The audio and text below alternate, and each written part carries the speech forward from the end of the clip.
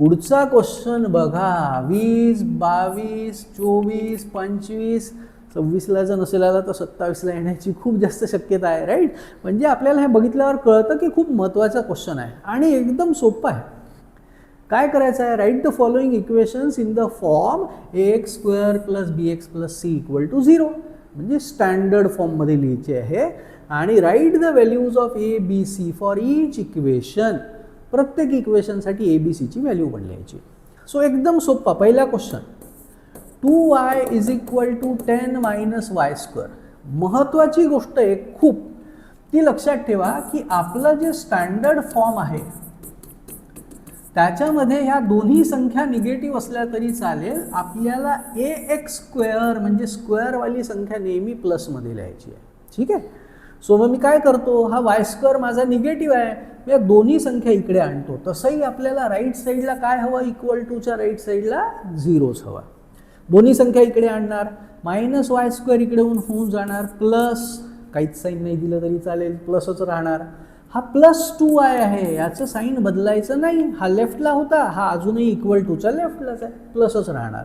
आणि हा प्लस 10 इकडे येऊन झाला पाहिजे मायनस. बरेच मुलं इतका सोपा क्वेश्चन असतो पण इकडे संख्या नेताना साईन बरोबर चेंज करत नाही, त्याच्यामुळे उगीच मार्क जातात. 1 मार्कचा फालतू क्वेश्चन आहे, याच्यापेक्षा अजून सोपं आपल्याला काय लिहू शकतं, बरोबर. सो झालं, स्टँडर्ड फॉर्म झाला. आता ए बी सी लिहायचं आहे, कम्पेअर करायचं जे आपल्याला स्टँडर्ड फॉर्म असतो त्याच्यासोबत. सो आपण जर आपला हा स्टँडर्ड फॉर्म असता ay square plus by plus c equal to 0, हा झाला आपला स्टँडर्ड फॉर्म. मी इथे ax स्क्वेअरच्या जागी ay स्क्वेअर लिहिलं कारण आपला क्वेश्चन वायचा होता. सो जो y स्क्वेअर सोबत असतो तो आपला a असतो, y स्क्वेअरच्या कोइफिशियंटला आपण a म्हणतो. इथे वाय स्क्वेअरचा तर कोइफिशियंट काहीच नाही आहे, मग काहीच नाही तर काय आहे, 1 आहे. याचा अर्थ आपली ए ची व्हॅल्यू काय आली, 1 आली. वायचा कोइफिशियंट बी असतो, वायचा इथे काय आहे, 2 आहे. सो बी मिळाला 2. आणि इथे परत कॉमन मिस्टेक होते, सी ची व्हॅल्यू लिहितो आपण 10. सी म्हणजे काय आहे, -10 आहे. सो मायनस लिहिणं फार आवश्यक आहे. ठीक आहे. चल, सो सेकंड क्वेश्चन करू. इथे तर विचारूच नका, चुका चुका चुका चुका. x मायनस 1चा square is equal to 2x plus 3 असा क्वेश्चन आहे. 99% मुलं याला काय करतात, x square minus 1 square equal to 2x plus 3. तुमच्यापैकी किती लोक करतात, कॉमेंट बॉक्समध्ये जाऊन नक्की सांगा. काय करायचं आहे, जेव्हाही ब्रॅकेटचा स्क्वेअर असेल तेव्हा तुम्हाला फॉर्म्युला लावायला विसरायचं नाही आहे. a minus b whole square, a square minus 2ab plus b square, हा फॉर्म्युला लावणं आवश्यक आहे. जर सेपरेट स्क्वेअर करू तर आन्सर चुकून जाईल.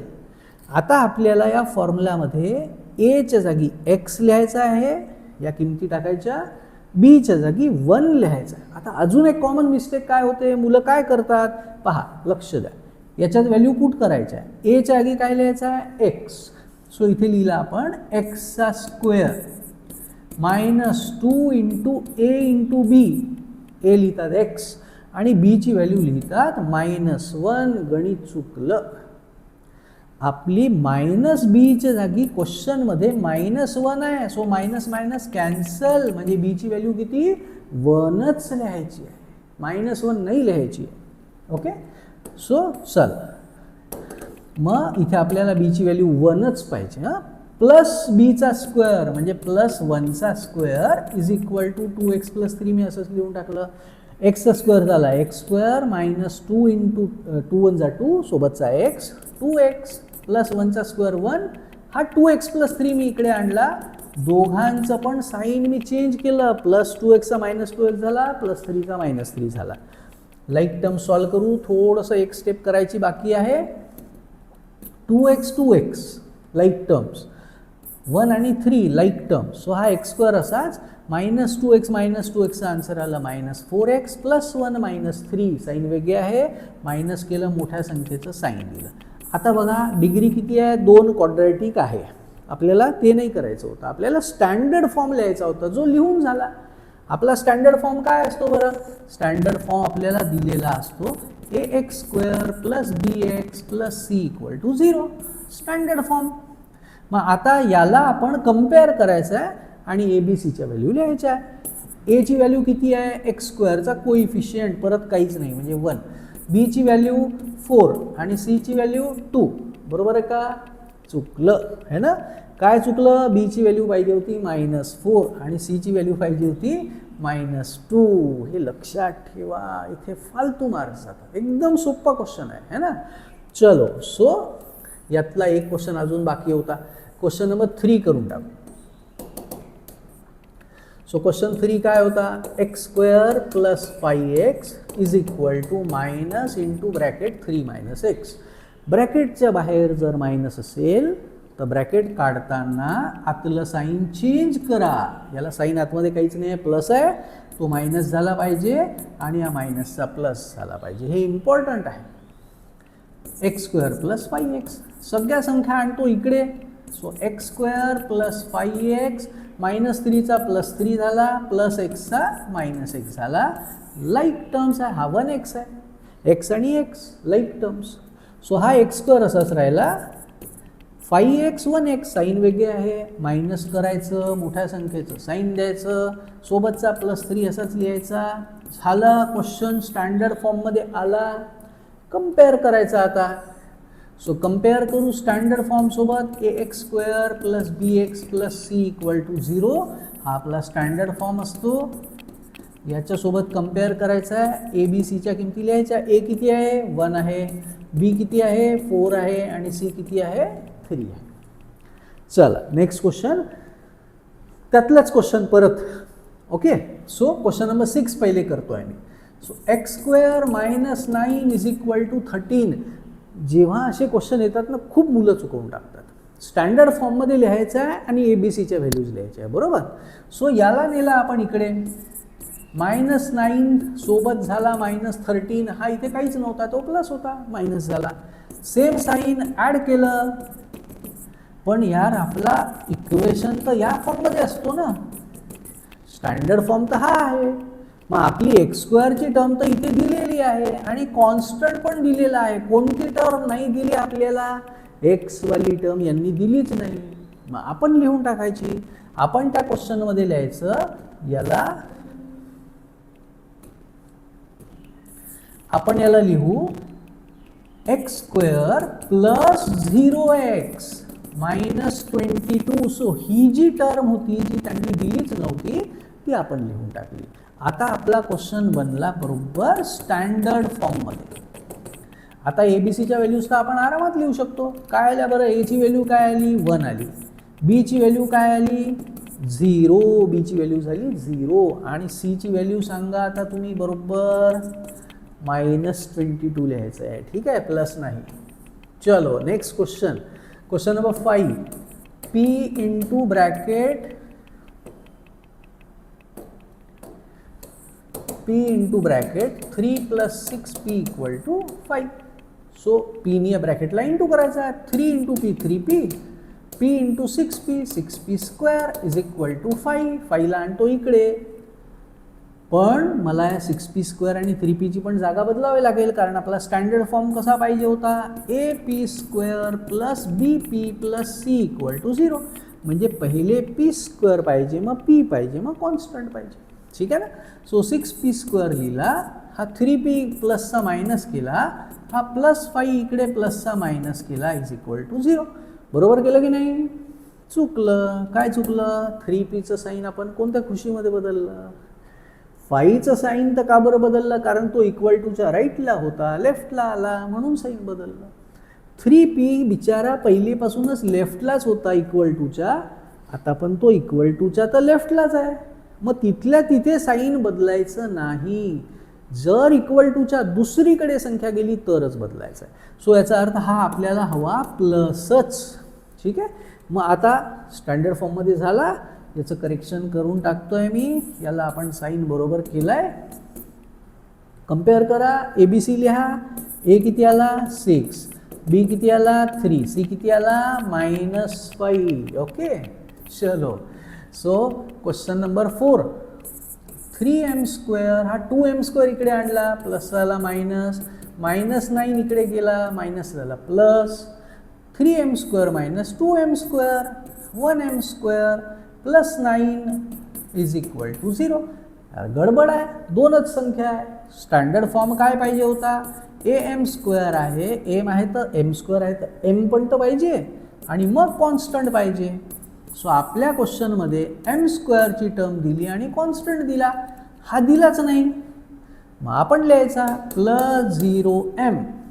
झालं स्टँडर्ड फॉर्म. लिहायची ABCची किंमत. A किती आला आपला 1 आला, B किती आला 0 आला आणि C किती आला 9. ठीक आहे, चलो नेक्स्ट क्वेश्चन. हा क्वेश्चन आता काय सांगू किती इम्पॉर्टंट आहे म्हणून, बरोबर. बघा 2018, 20, 23, 25, 26, आता 2027 माहिती नाही, सांगू शकत नाही. ठीक आहे, पण याच्यावरून कळतं आपल्याला की खूप इम्पॉर्टंट क्वेश्चन आहे, राईट. काय करायचं आहे, determine whether the values given against each of the quadratic equation are the roots of the equation. तर ज्या व्हॅल्यूज दिलेल्या आहे आपल्याला, पहा एक इक्वेशन दिलेलं आहे, इक्वेशनच्या समोर एक्सच्या 2 व्हॅल्यूज दिल्या आहे. इथे एक इक्वेशन दिलेलं आहे, इक्वेशन एमचं आहे, एमच्या 2 व्हॅल्यूज दिलेल्या आहे. ह्या ज्या व्हॅल्यूज आहे ह्या इक्वेशनच्या रूट्स आहे का असं विचारलं आहे. त्यासाठी काय करायचं असतं, एकदम सोपं काम आहे.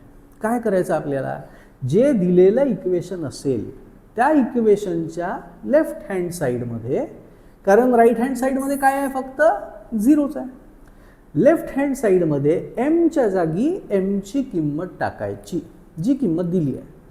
ती किंमत टाकल्यावर जर लेफ्ट हँड साईड पण आपली 0 आली, म्हणजेच राईट हँड साईड आणि लेफ्ट हँड साईड जर इक्वल झाले, तर म्हणायचं की आपण जी किंमत टाकली होती ते रूट आहे.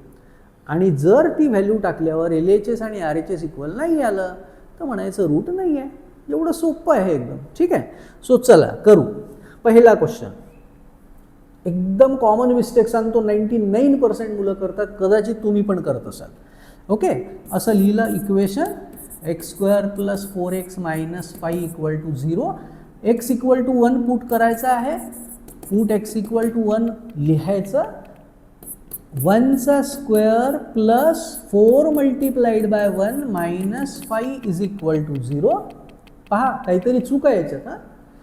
1चा स्क्वेअर 1, 4 × 1 = 4, -5 = 0. हा आला 5, 5 - 5 = 0.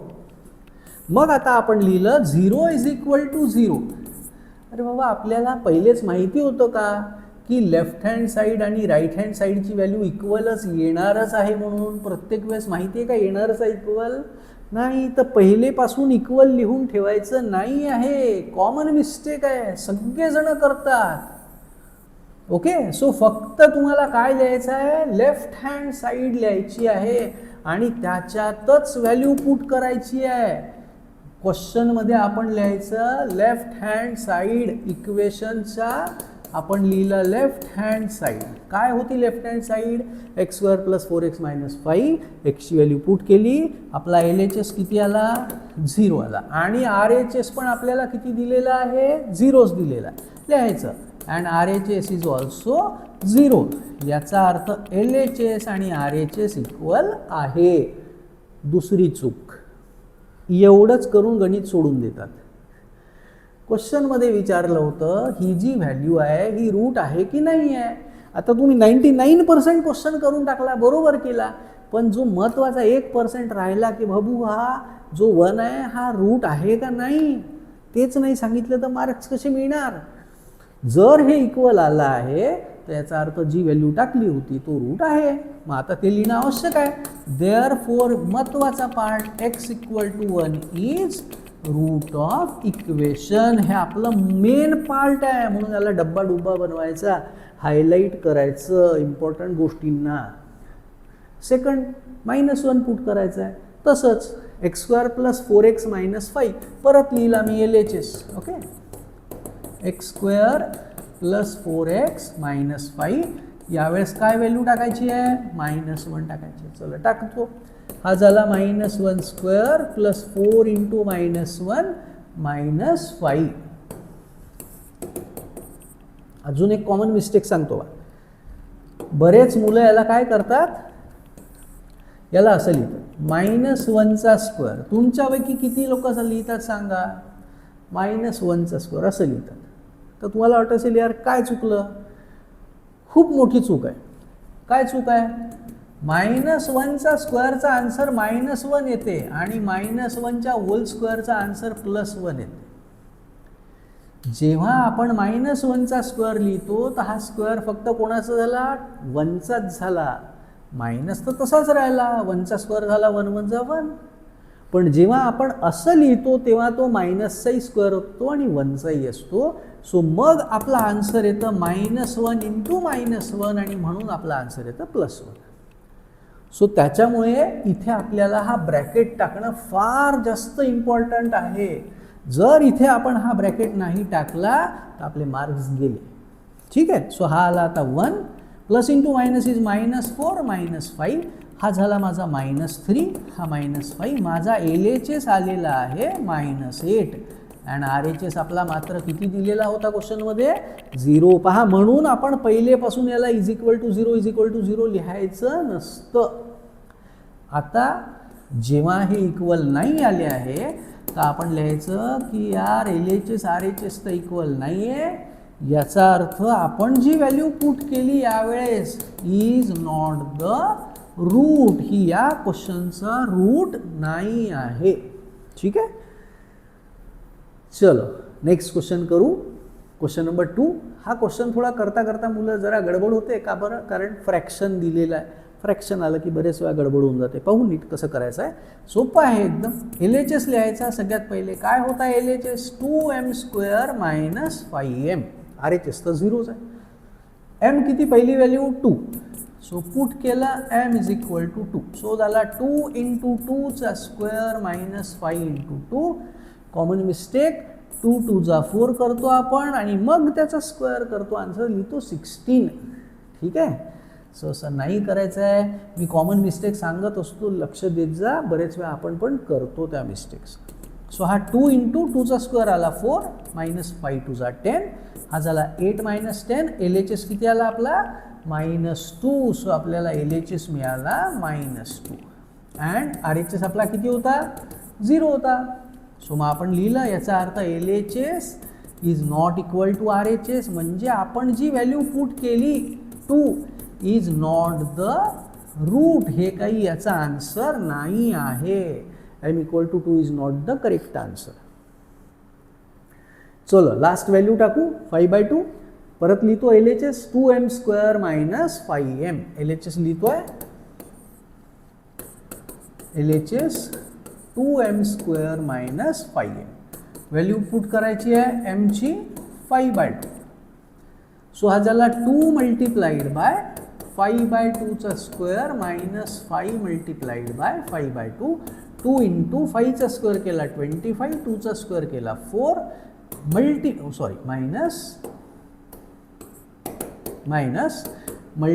5 जा 25, 2 1 जा 2. मल्टिप्लाय असताना वरचं वर करायचं आहे, खालचं खाली करायचं. आता याला मी करतो 2 1 जा 2 2 जा. So high 25/2 - 25/2. So 25/2 - 25/2 is 0. आणि RHS पण आपला किती होता? 0. यावेळेस याचा अर्थ जेव्हा आपण 5/2 टाकला आहे तर ह्या दोन्ही गोष्टी इक्वल आलेल्या आहे. सो मी आता ते लिहितोय की LHS is equal to RHS. म्हणजे आपण जी व्हॅल्यू टाकली इज द रूट. याचा अर्थ हा रूट आहे. ठीक आहे. सो पहा, इम्पॉर्टंट क्वेश्चन होता आणि किती वेळा आला होता एक्झाममध्ये तुम्ही बघितलं आहे. 2018, 20, 23, 25, 26 लगातार हाच याच्याच पैकी आला पाहिजे असं नाही, पण अशाच टाईपचा येणार ना. मेथड तर हीच राहणार. सो मुलांनो, जर तुम्हाला व्हिडिओ आवडत असेल, मेथड आवडत असेल तर प्लीज चॅनलला सबस्क्राईब करा आणि तुमच्या मित्रांसोबत पण शेअर करा. तुमचे जे कोणते ग्रुप्स असतील त्यांच्यामध्ये पण प्लीज शेअर करा. Thank you so much for watching. Take care. Bye bye.